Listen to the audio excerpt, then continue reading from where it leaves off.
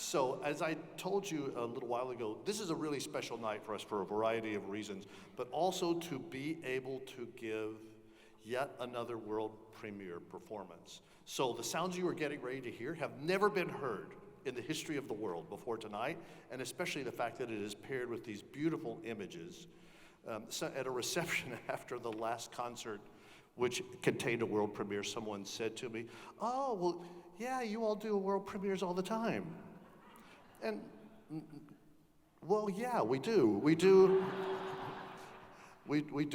our more than our fair share, I will say, and it's a pleasure to do it because that's part of what makes this so great is the ability to collaborate with living artists who are prominent people in the field. And we are very fortunate to have the composer of this piece with us, who personally is a dear friend. We go back a long way. But Michael Udow was the longtime professor of percussion at both Penn State University and then a long distinguished career at the University of Michigan, where several of our percussionists actually studied with him. So this is in a way a homecoming, even though he has not lived in Dallas. But he also, for 4 decades, was the timpanist with the Santa Fe Opera in the summer. He is one of the most widely recognized, not only percussion performers, but composers in the world. And it is a great thrill and an honor for us to be able to welcome Michael Udow.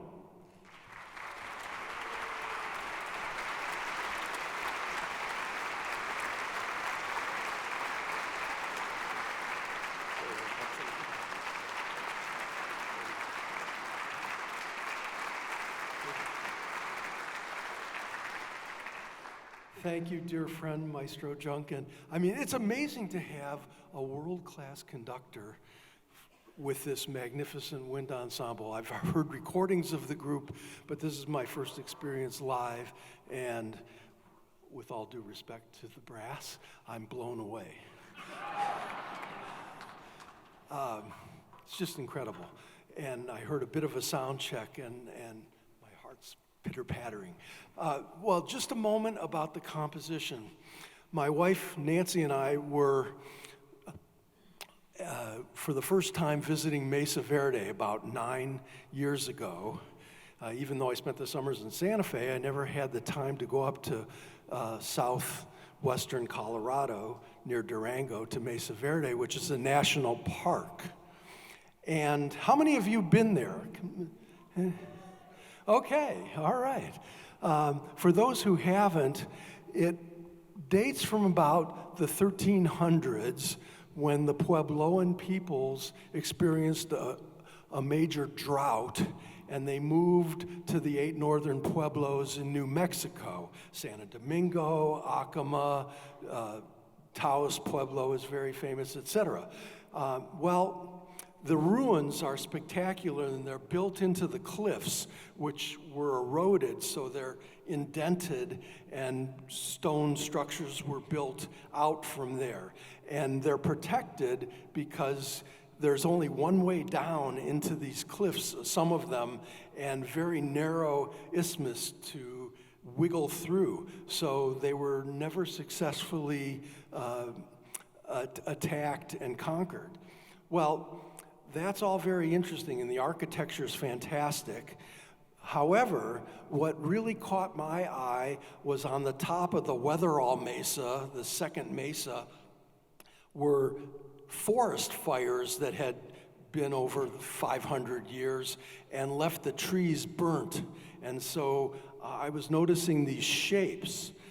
Some look like human forms. Others look like birds or reptiles. Some look like kachinas, Native American kachinas. Very, very interesting. And it was, as I said in the pre-lecture talk, oh, and if you've never been to the pre-lecture talk, Professor Carroll is the most amazing. She's the Leonard Bernstein of the era. And I would encourage you all to attend a pre-lecture talk. It's very inspiring and enlightening and entertaining. Anyway, these images started to appear. And I happened to look it up online, and there's a word for it, which I never knew before. It's called pareidolia. And it is, if you imagine looking at clouds, and as they change shapes, they begin to take on images. They might look like human beings or faces. And if you look at tiles, say marble tiles in the ground, sometimes you can see little images of things. So I was captivated by that. I took photographs of them. I went back 5 years later with a professional photographer. We photographed those specific trees. And then I worked with an animator. I storyboarded the whole thing. I worked with an animator to create this animated film and then composed the music based on the animation. And so that's what you're going to experience in its totality tonight. And I think I've overstayed my welcome on stage. So exit stage right. Thank you, Mike.